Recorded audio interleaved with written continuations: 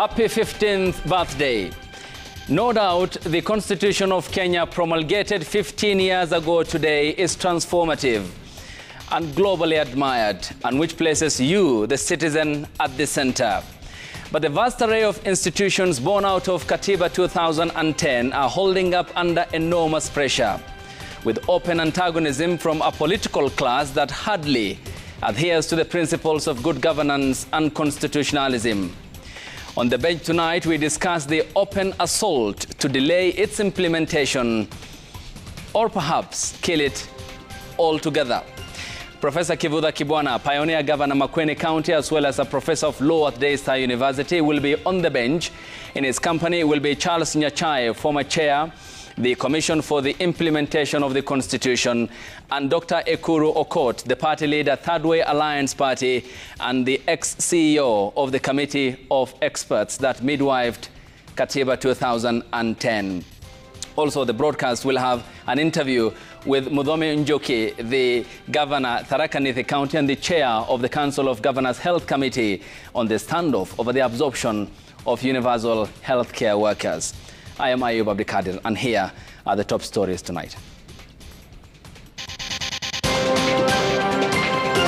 Bado kuna mahospitali, bado kuna counties ambazo wanaitisha pesa wananchi. Hiyo mahospitali, we are going to prosecute them. I will come for you. President William Ruto aims at hospitals and individuals accused of siphoning funds from the Social Health Authority. Enough is enough. We now demand for the immediate resignation of Honorable Aden Duale. Setting the record straight, says Aden Duale defends SHA ICT system, calls it a revolution in accountability, even as Kenya Moja MPs push for his resignation. Our constitution was born out of hard and painful lessons. The hits and misses. Kenya marks 15 years since promulgation of Constitution 2010. What is happening in Kerichum is a well-orchestrated conspiracy, political conspiracy, to remove the governor of Kerichum. Man on the edge. Governor Mutai denies all charges as his impeachment hearing begins at the Senate.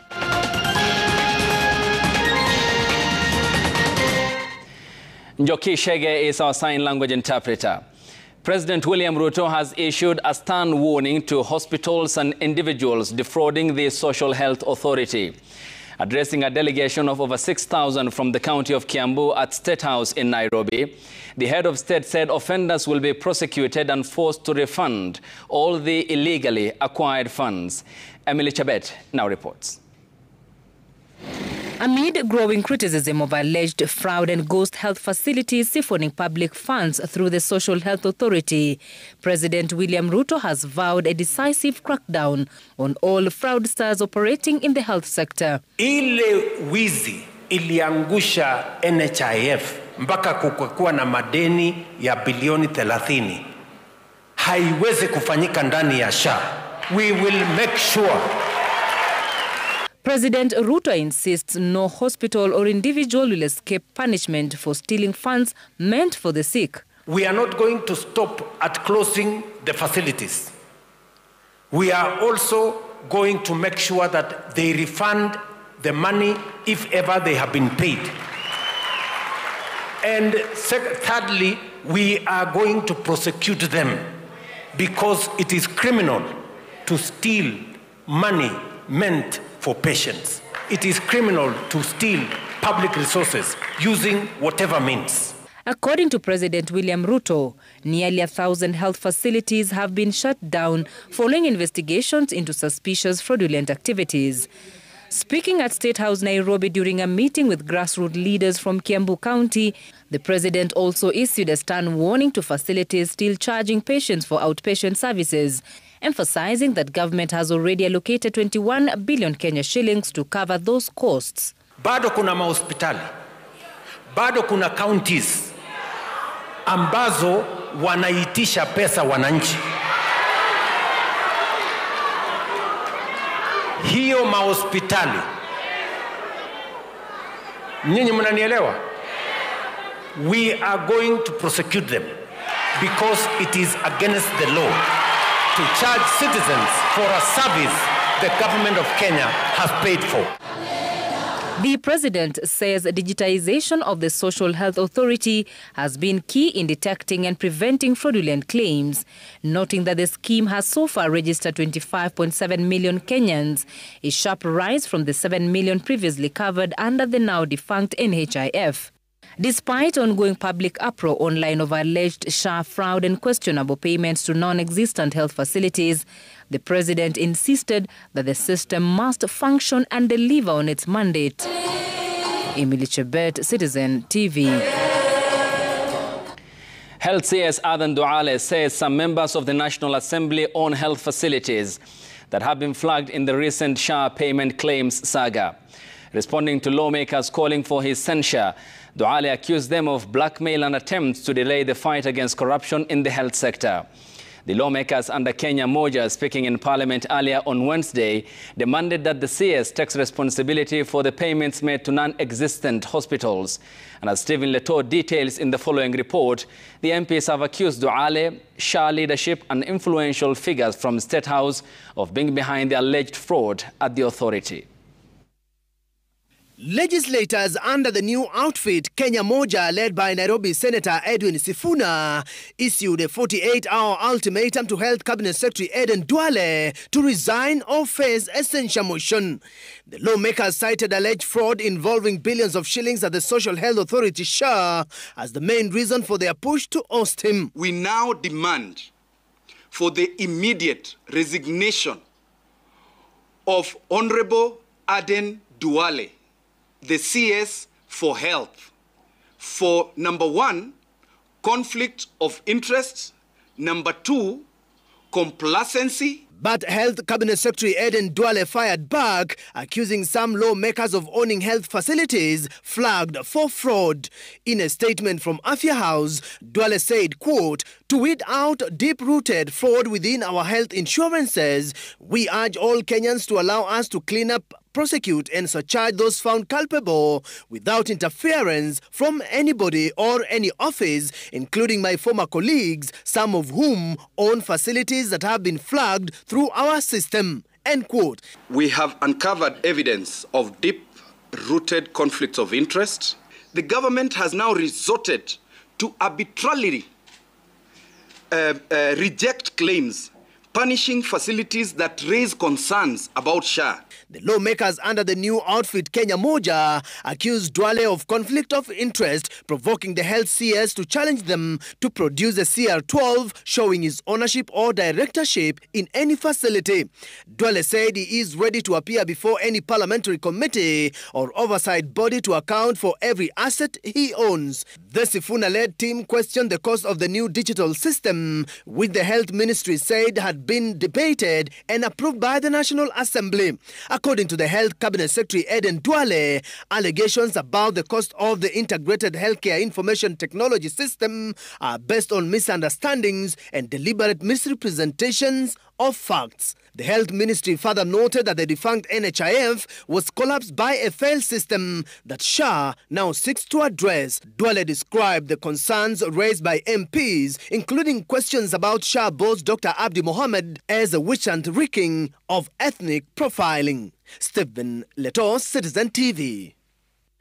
A move by the Council of Governors to oppose the transfer of close to 8,000 universal health coverage staff to county governments before the release of the funds has drawn sharp criticism from the Nurses Union. Through its Secretary General Seth Panyako, the union has accused Tharaka Nithi County Governor Muthomi Njuki of being insincere and obstructing the transitioning of the UHC workers to the devolved units and called on the health CS Adan Duale to proceed with the plan.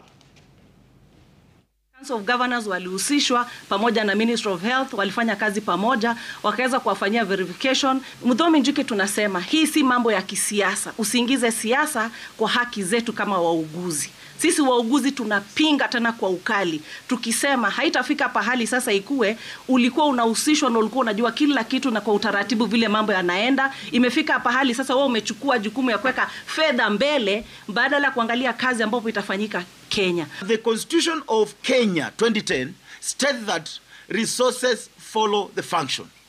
The functions don't follow the resources. So for him to demand that he wants the money first, the resources first, for this staff to be converted into permanent pensionable, he is demanding something that is unconstitutional. We know that if this does not happen, we stand a risk of this money being reallocated in the next supplementary budget that will happen in the month of October. And Governor Muthomi Njoki is here on the bench tonight to respond to that. Governor, thanks for making time. Most welcome. What is your bone of contention? Well, first and foremost, allow me to say we do not actually have a bone of contention. It is simply a misunderstanding of those who do not want to look at facts and would like to make sweeping statements to more or less politicize a very serious affair of UHE staff who are heroes because they have sorted out the problem of UHC gap in terms of staffing since the year 2020, when we really needed them. And these people have worked under very difficult circumstances because the 8,700 staff have been earning a salary or remuneration that is almost half of what their colleagues are earning. And it's because they're under contract, which was supposed to be temporary, because it was supposed to be resolving a problem that was COVID. But then after that, we are supposed to reward them by ensuring that we give them the correct remuneration. And the remuneration is not in talking. It is in availability of resources. So in 2023, after they served for 3 years, we had a summit resolution that we agreed that they will be transitioned after they serve another term of 3 years. And the reason why it was agreed 3 years is because neither the national government or the county government had the resources that time in 2023. You know, that was a very difficult time for both government levels of government. But then it has come a time when we had only a few months to the end of the contract, which is ending sometimes in April and May, that this should be transitioned. But transitioning means that we have to avail the resources that they require for them to be absorbed to permanent and pensionable. You have provided the context, yet you denied the numbers by the ministry and you took part in the verification process of establishing the number of the UHC workers. Instead of focusing on the numbers, because the numbers will not change much, the only thing we were saying is that on the same day when numbers were announced by the CS, a PS also wrote to us to tell us we should make sure we verify the numbers, because when they did the exercise, some of the staff were not on duty and they could not be able to verify whether they really exist or not. And therefore, in between there was no collaboration or correlating the figures. But the figures will not change much, and that should not be our focus. Our focus should be what communication are we giving to each staff for perpetuity. Your communication is we cannot absorb you. No. We will absorb them. But we do not want them to be absorbed by sweeping statements. We want resources to be availed. And I'll tell you, those who are watching me, the UHC staff, 6.2 billion is in the budget, which is supposed to absorb them. The 6.2 billion, 4 billion is what is actually available for the current salaries that they have at that contractual level. So over on top of that, the only available resource is only 2 billion, which is not enough to be able to absorb them in permanent and pensionable, because we need 7.7 billion. So there's a difference of about almost 2 billion. And therefore we are saying, if they want to absorb them now, they need to provide the total 7.7 billion so that they can be able to absorb all of them. Otherwise, what they're going to do, they will issue a letter of absorption, which is okay. They will take the payroll to the counties, because it's supposed to be handed over to the counties as per agreement. And then later, resources will not be availed. What will happen?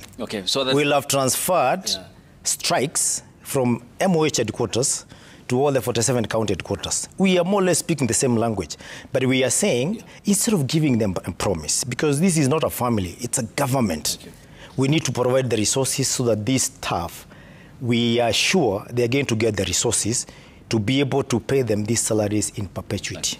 Why in perpetuity? Because if you give them money for 1 year, which is in the budget of MOH, and you transfer them to the counties, what is the criteria, or rather the route map of MOH giving money to the counties? It's not there. The only way you can be able to give money to counties to be able to have a function funded in perpetuity is through DORA or CARA, because that money will never reduce after that. Thanks, Governor. The chairperson of the Health Committee, Governor Muthomi Njuki, Tharaka Nithi County, for making time for this brief interview here on the broadcast. Former Prime Minister Raila Odinga has reignited debate on Kenya's governance model, calling for a referendum to review devolution and abolish remnants of the provisional administration during the 15th anniversary of Katiba 2010. Odinga argued that the two-tier systems of national and county governments has gaps that must be addressed, including the reduction of counties and the abolishing of the National Government Constituency Development Fund. President William Ruto, however, insisted that fighting corruption across all arms of government is key to constitutional reforms. Willie Lusige has that report. It was a day to reflect on 15 years of the 2010 Constitution, which birthed the revolution and promised to bring services closer to Mwananchi. Former Prime Minister Raila Odinga and other leaders reignited the governance debate, urging a referendum to review devolution, abolish the provincial administration, and fix shortcomings in the two-tier system. Is devolution working as was envisaged by the framers of our Constitution? Is it then time for us to audit, review and evaluate the Constitution to see whether it is working or not working as intended by the framers of our Constitution?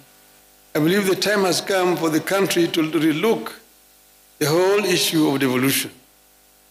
Kenya, in my view, is too tiny for 47 devolved units.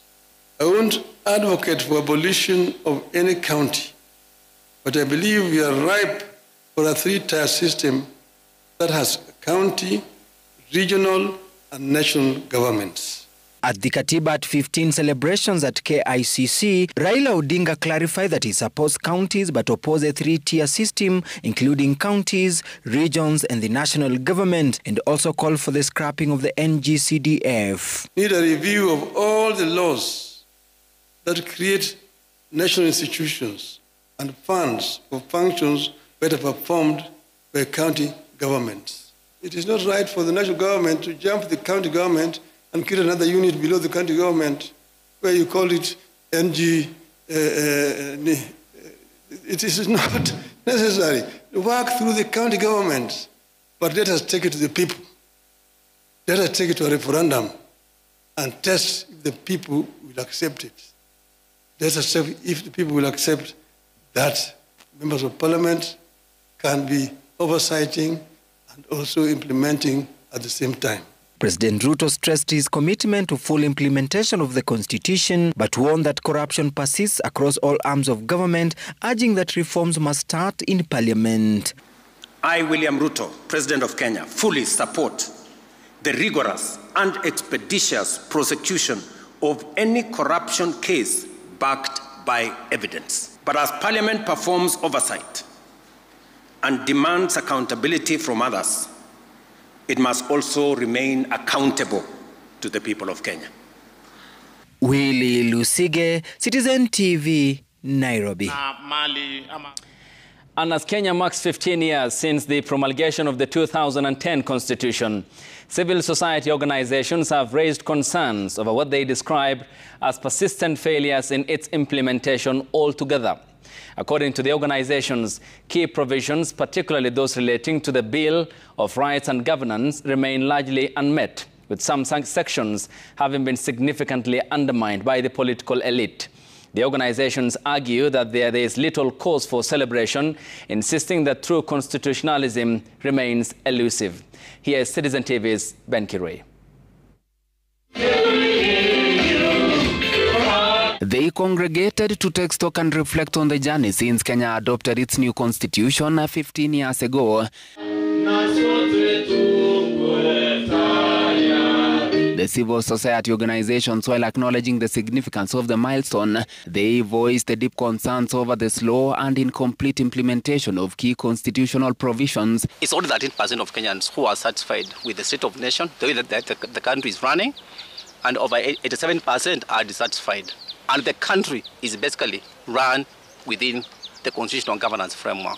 Devolution, one of the Constitution's most significant gains, has been systematically weakened through delayed and inadequate funding of counties, crippling essential services such as healthcare and education. They argue that poor governance has severely undermined the spirit and promise of the 2010 Constitution, which was once hailed as one of the best model framework globally. According to the organizations, there is little cause for celebration, as many of the transformative ideals envisioned in the Constitution remain unfulfilled. The Constitution must be rescued from political expediency and defended by the people. The problem we have is its implementation. Why is the implementation a problem? Implementation is a problem because over the years, those who get into executive power think that they have gotten an opportunity to enrich themselves, and that is the underlying problem. We see police brutality, we see abductions, we see disappearances, we see renditions, we see non-implementation of court orders. The day serving as a powerful reminder from civil rights advocates, urging those in power to not only implement every chapter and article of the Constitution, but to uphold and respect them fully, now and in the future.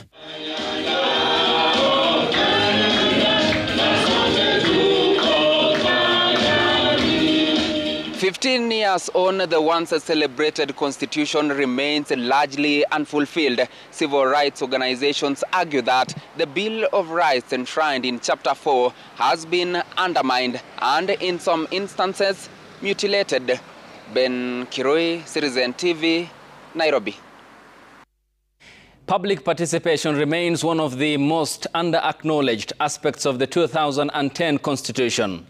Constitutional experts say that Kenyans are still being left out of key legislative, policy and decision-making processes. The standoff between counties and the national government over revenue allocation has also been flagged as a key stumbling block to fully realize the promise of devolution. Still, constitutional scholars believe the road ahead holds greater promise than the years past. Melita Oletenges reports on the hits and misses of the 2010 Constitution, 15 years since its promulgation. Born on August 27, 2010, the Constitution was a beacon of hope, pages inked with the dreams of a nation breaking free from its dark past. A new dawn, a living promise that power would now flow from the people, not just to a privileged few. A live document bearing rights never seen before, drawing borders around authority, whispering to the forgotten, you belong. For 15 years, it has stood as both shield and mirror, sometimes honored, sometimes ignored. It laid the foundation for devolution, decentralizing power from Nairobi to 47 counties, and in doing so, planted seeds of transformation. Many people had to travel long distances to get birth certificates, to get important documents. Some had to come to Nairobi. Now they don't have to. Devolution has also brought in schools, has brought in hospitals, different levels of hospitals at where the people are.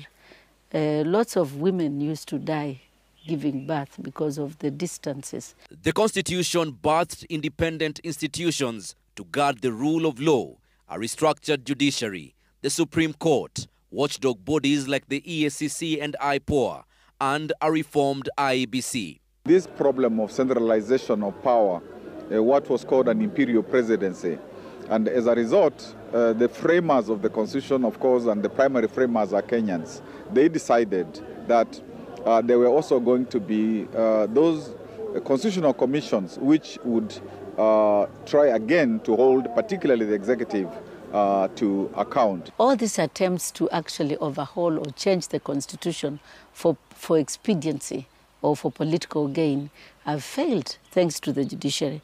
And I think that we are very fortunate to have a judiciary that has stuck to the oath of office that they took. Unfortunately, you cannot say the same about the two other arms of the state. Yet major challenges persist, especially in actualizing meaningful public participation, one of the Constitution's core principles. Public participation is not an ornament. It is a value addition. You must be able to abide by what the citizens have told you. Experts see the fight against corruption as just talk, since the Ethics and Anti-Corruption Commission can't take cases to court. The political will to actually fight corruption, I think wealth declarations should be made public. Because even when people go for interviews, they say what their wealth is. So there is no reason to hide. There should be even lifestyle audits. Another persistent challenge lies in the division of revenue between national and county governments. Governors have to beg, to keep on begging the national government for their share of revenue. Once the budget is passed and we all agree that this is how much will be appropriated for purposes of national government and county government, then what becomes a problem, Oletenges? We are still struggling with devolved functions that are still stuck at national government. We are still involved in national government trying to bulldoze into county government territory. For example, when it gets to building of market, when it gets to agriculture, even the issuance of fertilizer, when you look at what is happening within the medical space. The right to protest enshrined in the Constitution has also seen major setbacks in recent years. The amount of violation of this Constitution, it's really painful to watch. And also to see people violating the Katiba and getting away with it. And you get that sense of mutadu. Melita Oletenges, Citizen TV. Kenyans are marking 15 years since the promulgation of the Constitution in the year 2010. A day that was punctuated with hope of a new Kenya has slowly seen the implementation of the Constitution, albeit with concerns. The separation of powers and the independence of arms of government has remained elusive, with Parliament seen to be overlooking its constitutional powers and watchdog role to the executive. Stephen Leto has the details of that report. 27th of August 2010 at the historic Uhuru Park grounds, Kenyans woke up to a rare chilly morning. But the energy was palpable as thousands stand up to usher in a new constitution. The Harvard Law School graduate and former Mandera Central Member of Parliament, Abdi Kadir Hussein Mohammed, who served as the Constitutional Implementation Oversight Committee Chair, as well as former Minister for Justice and Constitutional Affairs Martha Karua, have both termed the 2010 Constitution as a progressive document. Kenyans gifted themselves the best constitution ever. It's a wonderful anniversary, 15 years, short time in terms of the history of constitutions, but a long time. After its inauguration, every chapter was to have a meaning. But as the years lapse, the 15th year has little to report on the independence of arms of government. Parliament's role watered down as the national executive captured Parliament, leaving a wholesale failure of institutions of checks and balances. Major failure in terms of Parliament. Parliament has essentially become the lapdog of the executive. It has completely refused to undertake its functions of oversight. Parliament has actually largely willingly surrendered to the executive, to the extent that a member of Parliament can stand when they were annoyed by Dr. William Ruto's statement about corruption. A member stood there saying that we passed the finance bill for him. We passed this and this for him. The executive, we all knew was going to be the culprit, but the hope was that the Constitution would stop the executive overstepping. And the major tool was Parliament, and Parliament essentially has abdicated its role. 15 years on, the legislature is facing corruption accusations from the very executive. I am asking Parliament, do you pass bills, policy, and what have you in Parliament for an individual or for the people of Kenya? Are you elected to serve Dr. William Ruto or to serve the people of Kenya? When you pass legislation brought by the government, you pass it because it is good for Kenya, not because it pleases an individual. The Constitution put Parliament as the fulcrum of oversight. Parliament's oversight role has been compromised, becoming one of major misses of the 2010 Constitution 15 years on. The misses, the biggest, is in terms of accountability. The Katiba was supposed to bring in a whole new realm of accountability, accountable government. And that has been a major miss. Almost all the devices for accountability have not fired as expected. Renovation of State House, using so much money at a time we're in dire need, I would classify it as abuse of public funds. Renovation of the DP's residence, using money for non-essential. Renovations can wait for a better day unless if the building is collapsing. Building a church. Whose money are you building a church within State House? The Martha Koome-led judiciary has also been put on the spot. Although it has been lauded for standing for human rights, section of the courts have been accused of siding with the executive. According to two senior counsels, judiciary is on the brink of eroding its constitutional powers. Judiciary has done very well. They have had missteps themselves in terms of interfering with too many things that are outside their mandate or not allowing the JSC to function. But the judiciary, in my opinion, in terms of the three arms of government, comes out top. Sections of the judiciary have at times surrendered to the executive. I would be wrong not to call out the judiciary. The two, however, hope that as the Constitution grows older, any amendments brought into it makes meaning and helps stamp the Constitution as the country's supreme law. Stephen Leto, Citizen TV. So the two senior counsels make submissions that point to the following questions. Is Kenya a democracy without Democrats and with a constitution without constitutionalism? We'll be discussing that culture, especially coming from Parliament, which has cultivated sort of that feeling in supplicating at the feet of the executive and the vast array of other independent institutions, and pose whether today's conference at the Kenyatta International Convention Center was more of a lip service. You're watching JKL. Stay with us. We also collected many body parts scattered around the perimeters of some of the graves. 6 more bodies exhumed from graves in Kwabinzaro, bringing the total number of bodies recovered to 25. Member of the Senate to fight off yet another motion seeking his removal from office by impeachment.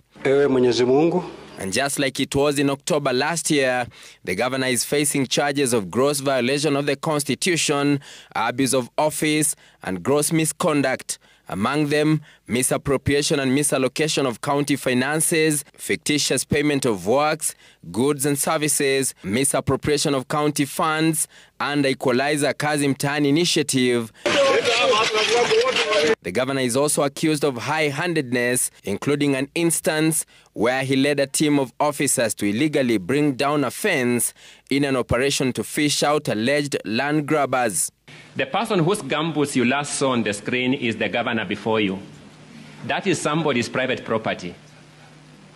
He is demolishing it to begin using it as a dumping site without any approvals of NEMA.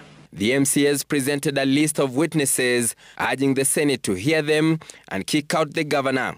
In the interest of the citizens of Kericho County, 3 more years to them is too long if this is what they're going through. The governor, who has had top lawyers to his defense, termed the whole process as a charade and a political machination by those eyeing his seat. What is happening in Kericho is a well-orchestrated conspiracy, political conspiracy, to remove the governor of Kericho. At the county assembly, we also have a speaker whose interest is one, to be the governor of Kericho County. The besieged governor now calling on the senators to throw out the case against him as they did 10 months ago. If we will trend in this direction, nobody will be safe in this country. And this constitution you are talking about today will be just a piece of paper. And that is why that constitution was very clear that to impeach a governor, you must have 2/3 of the threshold required. Governor Mutai and the county assembly will have more time Thursday to make their case, as the senators are expected to make a determination as to whether or not to uphold his impeachment. Emmanuel Toh, Citizen TV, Nairobi. 5 more bodies were exhumed today, bringing the total number of bodies exhumed in 5 days at Kwabinzaro in Kilifi County to 24. Government pathologist Richard Njoroge said that several body parts were also picked and will be profiled to determine if they match the exhumed bodies. And as Laura Otieno now details, police say that the 11 suspects are assisting the authorities with investigations. 5 more bodies were exhumed on the second week of the multi-agency operation at Kwabinzaro village, raising the confirmed death toll to 24. The 4 graves exhumed on Wednesday had a total of 5 bodies, with 1 skull found on the surface, bringing to 21 the number of parts collected this far. We also collected many body parts scattered around the perimeters of some of the graves. So those ones will also be processed by DNA to see whether they match any of the bodies that we collected. Police had on Monday arrested 11 people, including 1 woman who is believed to be the owner of the piece of land where homicide detectives mapped out 27 graves. Preliminary investigations had shown that some of the victims had earlier been rescued from Shakahola Forest, which borders Kwabinzaro village. Tumeongea na wananchi to strengthen community policing na nyumba 10. That one is going on in small groups. Wale wote wenye wanakaa karibu na hii shamba pamoja na wale others who are coming from around. 20 graves have so far been exhumed. The exercise continues on Thursday. Laura Otieno, Citizen TV. Activist Boniface Mwangi has officially launched his 2027 presidential bid after years in activism and social mobilization. Mwangi, who made the announcement at Ufungamano House, which bears the hallmarks of Kenya's struggle for good governance, says that the decision to vie for the top seat in the country is informed by the desire to change the status quo and deal with corruption.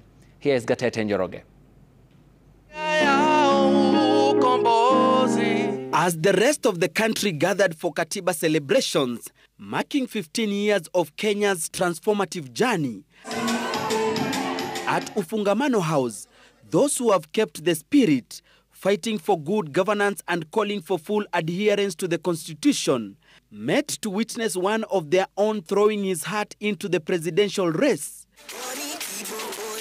Boniface Mwangi, an activist who has been leading anti-government protests, has formally launched his 2027 presidential bid, a decision he attributes to the thirst for good leadership among young people.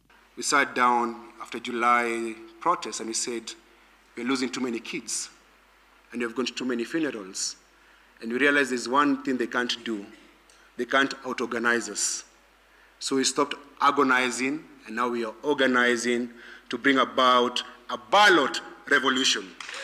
Mwangi, whose activism journey was sparked by events of 2007-2008, when working as a newspaper photographer, documented post-election violence, says time to save the country, which he claims is at the brink of collapse, is now. Nothing is hardly working in this country. A vast majority of us are struggling with the crippling high cost of living.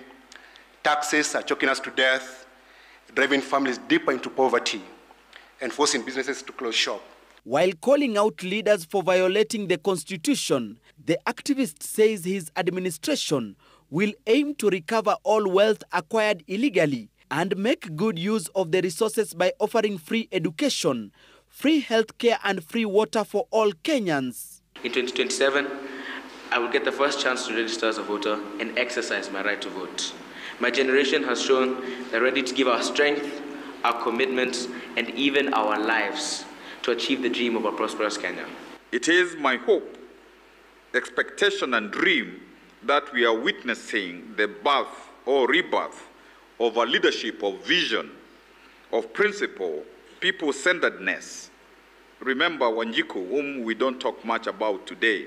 Why do we elect people who shoot our young people? Why do we elect people who shoot us?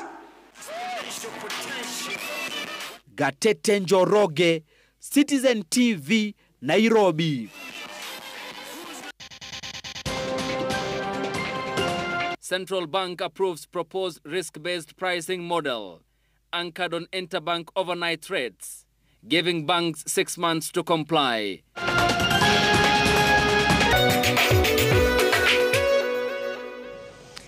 Time for business news. The Central Bank of Kenya has yielded to pressure from financial institutions to have the interbank rate as the operating rate for loans, formally adopting the revised risk-based credit pricing model, which will now be anchored on the overnight interbank average rate.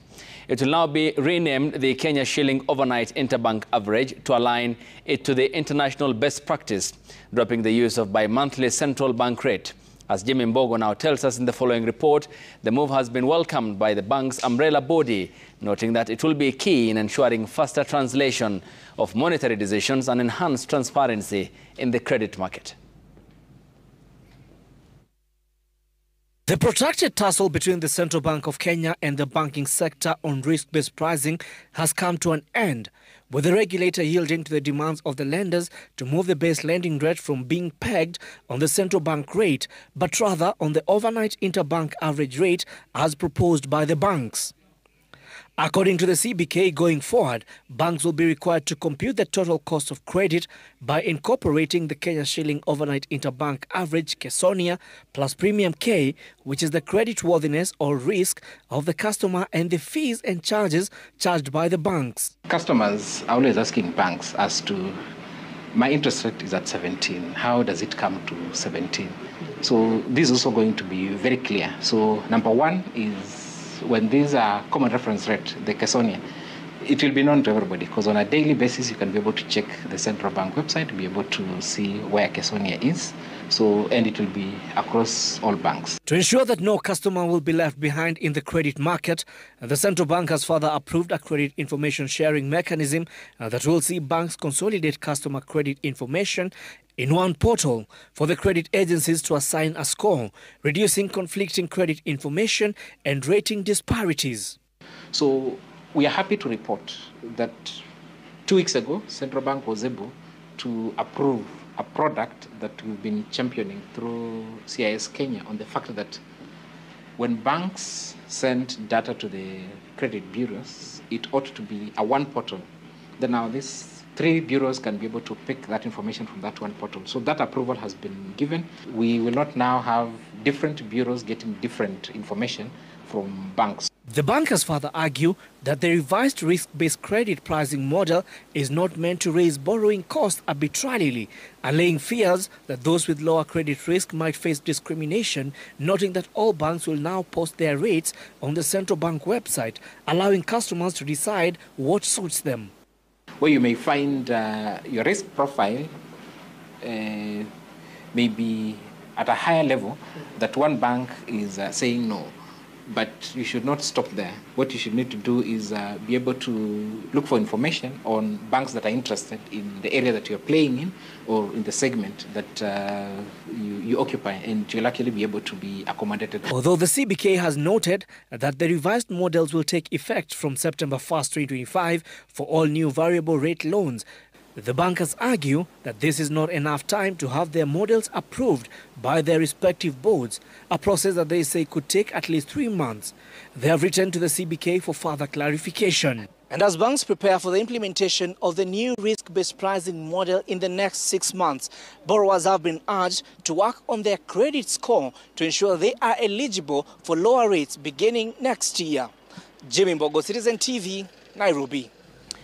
The Kenya Electricity Generating Company, KENGEN, is set to host the second edition of its Sustainable Energy Conference from the 17th to 19th of September at the Olkaria Geothermal Spa in Naivasha, Nakuru County.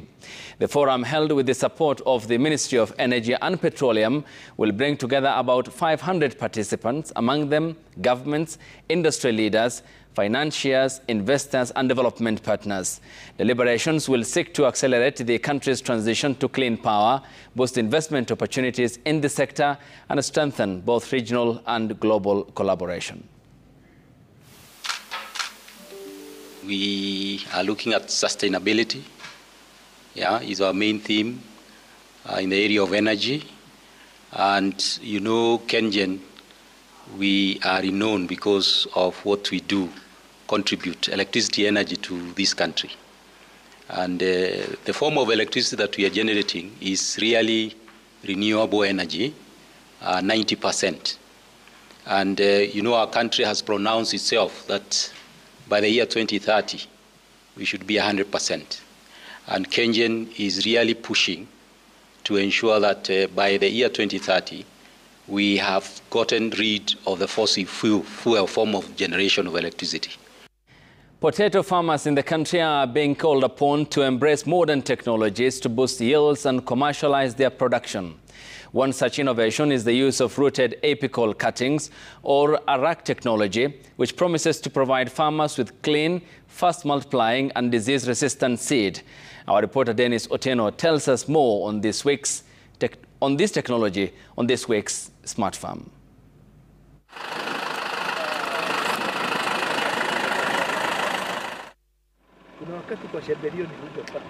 For years, Felix Taraya, a 52-year-old farmer in Kiptunga village in Molo sub-county, Nakuru, struggled with poor potato harvests.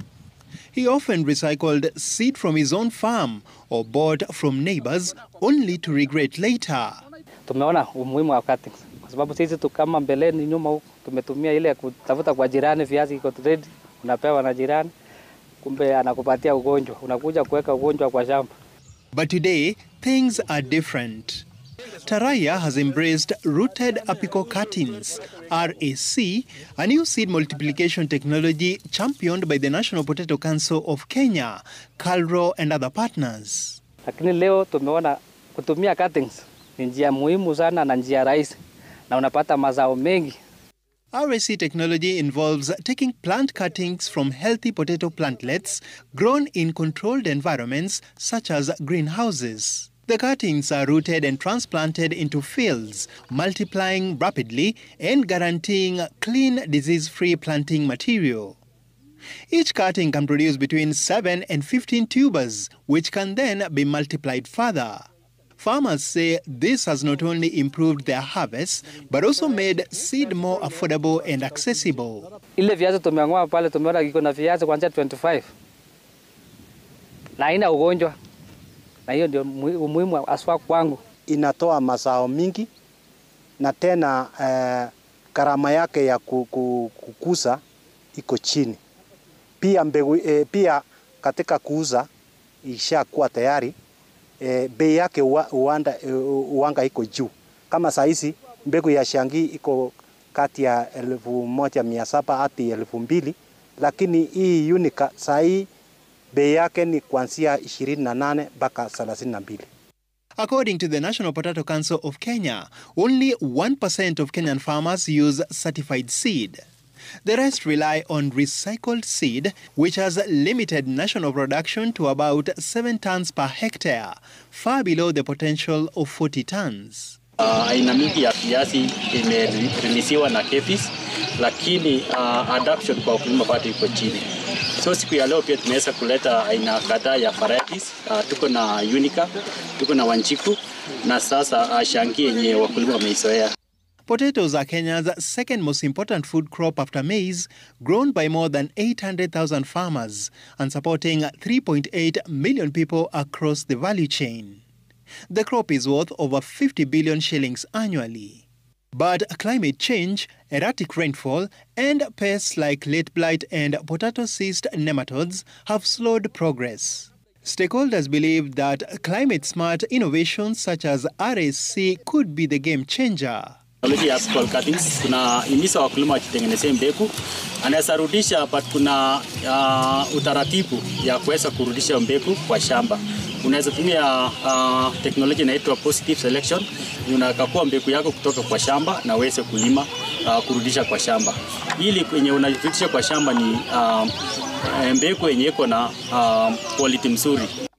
With continued training and adoption of certified seeds, stakeholders believe Kenya can bridge the seed deficit, commercialize potato farming, and guarantee food security. Dennis Otieno, Smart Farm.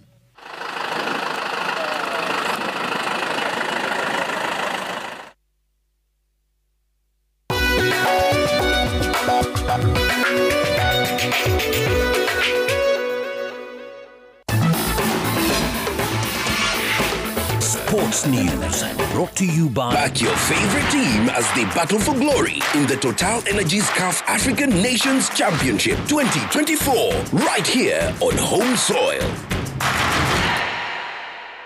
Time for some sports here on the broadcast. Kenya's Malkia Strikers finally won a match at the World Championships after thrashing Vietnam 3-0 in their final group match. This is after losses to Germany and Poland. Malkia Strikers put their best foot forward in their final appearance to exit the tournament on a high. Here is part of the action. For it, because they need to find some force, some strength, some power, as they are being outgunned in every aspect, particularly by Belinda Barassa, who is having a wonderful, wonderful game in the... Kenya 1 point close. Captain Sunday, egged on by the bench behind her and her 5 teammates in front of her, serving for the match. And she's won it with an ace! What a moment for Kenya! What a victory for Kenya! What a performance! Imekuwa vile tulipanga. Wasichana wamecheza vizuri, wamecheza exactly vile tulikuwa tumepanga nao na vile tulikuwa tumetrain, and that's why the win has been so smooth for us. Vietnam hawakuwa rahisi, walikuwa watu experience, but sisi vile tulijiamini tukachipea moral, kila kitu ikaendelea pona tukawapiga kirahisi. Tunashukuru Malkia wametufanyia ile kitu leo.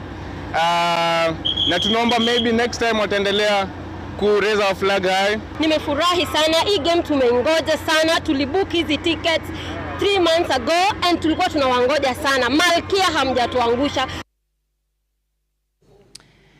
Harambee Stars head coach Benny McCarthy has retained 15 players from the CHAN squad in the team that will play 2 World Cup qualifiers in Nairobi early next month. Kenya will host the Gambia and Seychelles in the next round of the qualifiers. 2 of the CHAN goalkeepers, Omondi and Farouk Shikalo, have been retained alongside defenders Sylvester Owino, Alphonse Omeja, Michael Kibwage, Aboud Omar and Lewis Bandi. In the midfield, Alpha Onyango, Mansour Okwaro, Ben Stanley Omondi and Marvin Nabwire have been given the nod. Boniface Mushiri and Ryan Ogam will form part of the attack alongside Emmanuel Osoro, Willie Lukupai and Captain Michael Olunga. Dependable defenders Joseph Okumu and Eric Marcelo Oma miss out through injuries, while Collins Sishende and Rune Onyango make the final squad. The Kenya Deaf Basketball Federation has concluded a 2-day trial to pick a squad of 20 players to begin preparations for the Deaf Olympics to be held in Tokyo, Japan in November. The 2-day exercise attracted teams from 7 counties, including the hosts Nairobi, Nakuru, Kericho, Nyeri, Kajiado, Kwale, Kisumu and Mombasa. The teams brought a mix of youth and experience, with the youngest player being 17 years and the oldest 30. Coach Mary Chepkoi says that she is impressed by the turnout and the quality of players who aim to perform better than the team that took part in the Deaf Olympics in Brazil in 2022. The selected 20 will go into residential camp for training before the squad is to cut to the final 12 members. Right, for deaf basketball, and especially the young ones. I've seen 18-year-olds, 17 years, 20 years. We are happy that we're going to have a better team going forward, and especially the young group of players that we have come out to showcase their talent. So we have seen, previously, when we had the Olympic in Brazil in 2022, I have seen some improvement from what we had before. So the teams are really improving. So I know we are going to do well. After in the camp, we are going to be the best, maybe at the Deaf Olympics this year. Residents of Bonyawanya village in Tabaka, South Mugirango, thronged in Nyabigege Primary School in celebration to welcome back home a 9-year-old girl picked from Nyanza to represent the country in the East African School Games held in Kakamega County. Stacey Mososi's achievements have lit up the village amid calls for stakeholders to uplift her humble background. Crispin Otieno with the details of that report. Residents of Bonyawanya village in South Mugirango, Kisii County, poured into the streets to celebrate 9-year-old Stacey Mososi, the only girl from Nyanza region selected to represent Kenya at the East African Primary School Football Championship held in Kakamega. Her return home was marked with song and dance amid praises from family, neighbors and teachers who hail her as a shining star from their community. Sasa huyu mtoto Stacey ni mtoto ambao ni mnyenyekevu, very hard working girl, hasa kwa talent. Hii sio mara ya kwanza. So we are proud of this girl having participated with people from other countries. Kule nyumbani mazingira sio mazuri. Na ile motivation ya kwanza, tuangalie kwanza yale mazingira ya boresho ya nyumbani. Stacey, a class 5 pupil at Nyabigege Primary School, has demonstrated great skill and courage on the football pitch. But behind the glory is a story of struggle both in school and at home. Stacey, one of 4 children and a twin, recounts her journey with pride. Nikatoka Nyabigege nikaenda Tabaka. Nikatoka Tabaka nikaenda Nyamarambe. Nikatoka Nyamarambe nikaenda Kadino. Nikatoka Kadino nikaenda Siaya. Nikatoka Siaya nikaenda Kakamega. Nikatoka Kakamega nikaenda East Africa bato Kakamega. But behind the jubilation is harsh reality of Stacey's family struggles with poverty. Sometimes having no place to sleep. Na vile mmesikia kwamba amekuwa akaa kwa jirani, ni kweli kwamba mkiona nyumba yao hapa, mzee hawezi kaa na wasichana kwa nyumba moja. Sasa imekuwa kwa majirani, lakini nashukuru Mungu, na zaidi ya yote nashukuru Mungu sana kwa sababu ameleta hii talent katika familia hii, na hiyo ni uwezo wa Mungu. Despite the celebrations, all Stacey has been left with from the championship is her football kit and a certificate, a reminder of her courage and the hope she carries for her village. Crispino, TNO Citizen, TV, Kisii. That marks the end of the sports news, and up next is a conversation on the bench.